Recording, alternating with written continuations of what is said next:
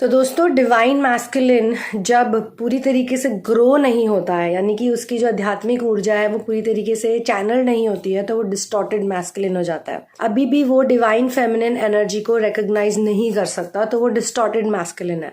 और ऐसा देखा गया है कि मोस्टली जो डिस्टॉर्टेड मैस्कुलिन एनर्जी में होते हैं वो एनेबल्ड होते हैं, एनेबल्ड नार्सिसिस्टिक पेरेंट्स के बच्चे होते हैं, जिनको बहुत ज़्यादा पैम्पर किया जाता है, बहुत ज़्यादा अच्छे होते हैं, वो ऐसा नहीं है, काइंड हार्टेड भी होते हैं, लेकिन इतने ओवर पैम्पर्ड होते हैं कि उनके अंदर जो बच्चा होता है ना, जो हमेशा अपनी मम्मी के पीछे जाता है, मम्मी के बिना नहीं रह सकता, उसको कोई चाहिए, हमेशा गोद में बिठाए, उसे प्यार करे, चाहे वो गलत भी हो। और ये वो माँ नहीं है जो डिसिप्लिन्ड है, ये वो माँ नहीं है जो बहुत स्टर्न है, ये वो माँ नहीं है जो एक बहुत अच्छी गुरु है, ये वो माँ है जो खुद सांसारिक चक्करों में पड़ी हुई है, जिसको लोगों का वैलिडेशन चाहिए, तो वो अपने बेटे को भी उसी तरीके से पालती है। डिस्टॉर्टेड फेमिनिन वो होती है जो हद से ज़्यादा मैच्योर होती है, हद से ज़्यादा ग्रोन अप होती है, हद से ज़्यादा इतनी ज़्यादा होती है कि वो उसकी मम्मी बन जाती है। डिस्टॉर्टेड मैस्कुलिन की जो डिस्टॉर्टेड डिवाइन मैस्कुलिन है उसकी माँ बन जाती है।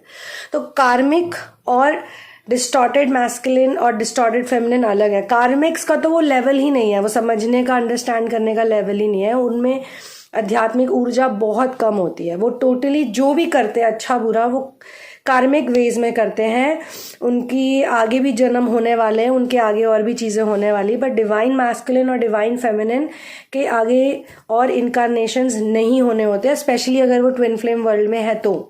ट्विन फ्लेम सिर्फ एक रोमांटिक जर्नी नहीं है, ट्विन फ्लेम एक आध्यात्मिक जर्नी, एक बहुत प्रेशियस, बहुत स्पेशल जर्नी है। तो इसको समझना बहुत ज़रूरी है।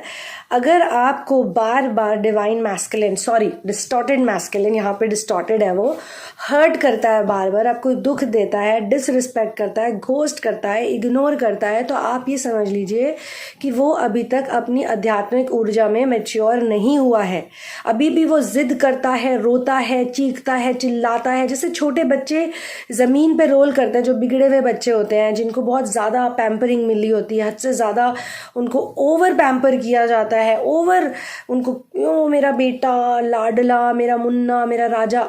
करना अच्छी बात है, प्यार करना अच्छी बात है, लेकिन गलत रीजंस पे करना, उसके रॉन्ग बिहेवियर को जब उसकी माँ ने बहुत बार एनेबल किया होता है तो वो डिस्टॉर्टेड एनर्जीज में चला जाता है। और वो माँ ऐसा कर रही है क्योंकि उसकी माँ को खुद नहीं पता कि क्या कहना है और क्या सिखाना है। वो तो सिर्फ इतना चाहती है कि मैं अपने बेटे को प्यार करूँ। वो अपने बेटे से हद से ज़्यादा अटैच्ड है, वो भी।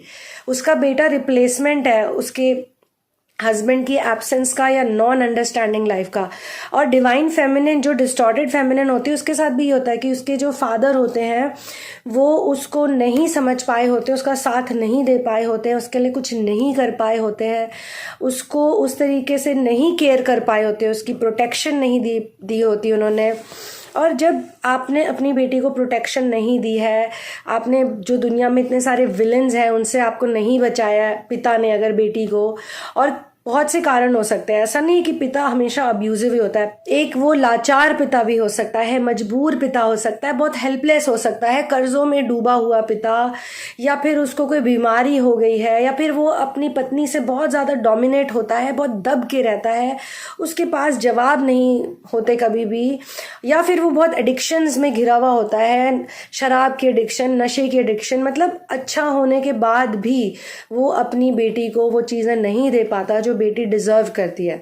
और भी बहुत कारणों से हो सकता है कि उसमें दम नहीं होता, उसमें स्पाइन नहीं होती है, या वो भी अपनी माँ के ऊपर बहुत ज़्यादा आश्रित रहा होता है, बिना माँ के सपोर्ट के वो कुछ ही नहीं कर पाता।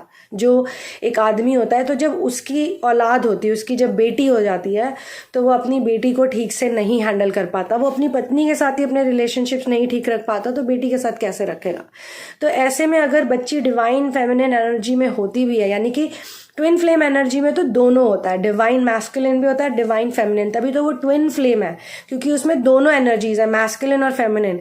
लेकिन जब वो पोलराइज्ड होती है और अनहील्ड होती है, बैलेंस नहीं होता, तो वो डिस्टॉर्टेड एनर्जी बन जाती है, डिस्टॉर्टेड ट्विन फ्लेम।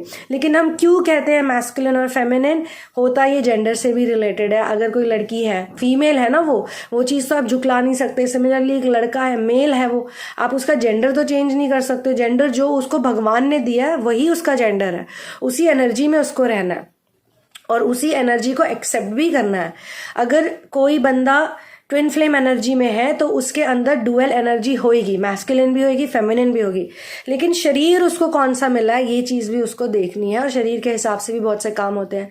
जैसे जैसे आपकी आध्यात्मिक ऊर्जा बढ़ती जाती है तो आप शरीर से निकल के आप सोल कॉन्शियसनेस में चले जाते हैं, यानी कि आप खुद को सिर्फ एक बॉडी की तरह नहीं देखते, आप अपने आप को एक व्हीकल की तरह देखते हो कि अगर ये पुरुष का शरीर या ये नारी का शरीर मुझे मिला है तो क्यों मिला है, इसके पीछे क्या कारण है, मुझे कंट्रीब्यूशन करना है, इसी टाइम पे मेरा जन्म हुआ है, इस ट्रांजिशनल फेज में मैं आया हूँ या आई हूँ, मुझे समझाने के लिए दिया है कि भाई पुरुषों के क्या चैलेंजेस होते हैं आज की डेट में, महिलाओं के क्या चैलेंजेस होते हैं, किसी कारण से मुझे ये शरीर मिला है, ये शरीर मिला है, ये लुक्स मिली है, ये रूप मिला है, ये रंग मिला है, किसी कारण से मैं इन टेम्पलेट्स में हूँ, ऐसा सोचना है।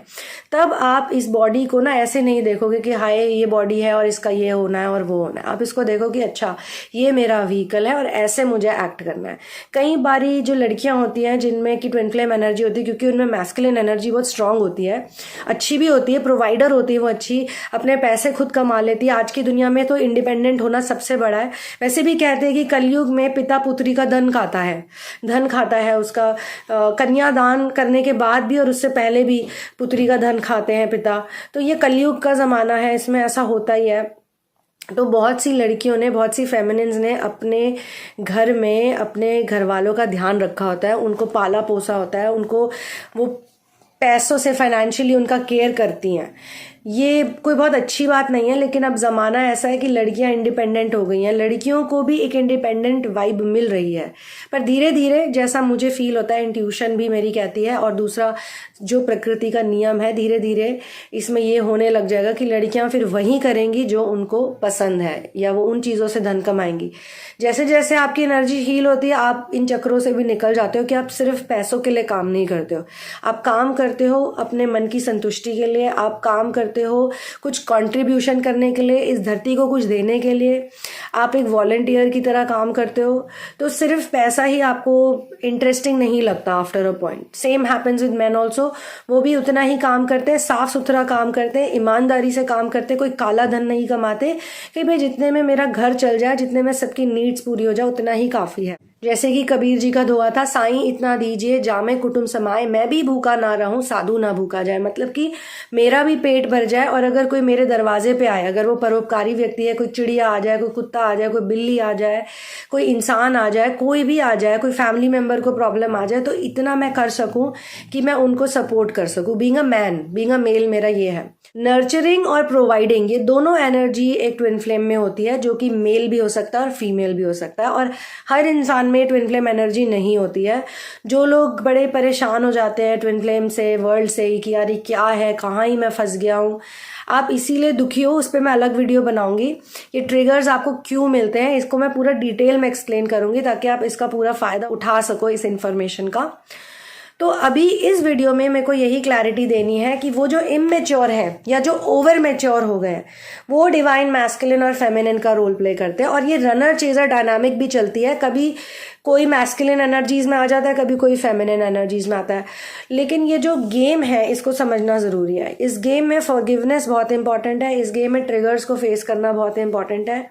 इस पूरी की पूरी सिम्युलेशन में जिसमें आप हो इस वक्त, जो ट्विन फ्लेम सिम्युलेशन है या star seed twin flame simulation है, जिसमें आप हो इस वक्त, फंसे हुए हो या खुशी से हो या सीख रहे हो, जिस भी स्टेज पे हो आप, जहाँ भी हो, इल्यूमिनेशन में हो, सरेंडर में हो, हार्मोनाइजेशन में हो, यूनियन में हो, सिंगुलैरिटी में हो, आप पूरे भगवान से, परमात्मा से जुड़ भी जाओगे ना, फिर भी आपका इनर वर्क खत्म नहीं होता, because ascension is a lifestyle. ये मरते दम तक चलता है, आखिर तक चलता है।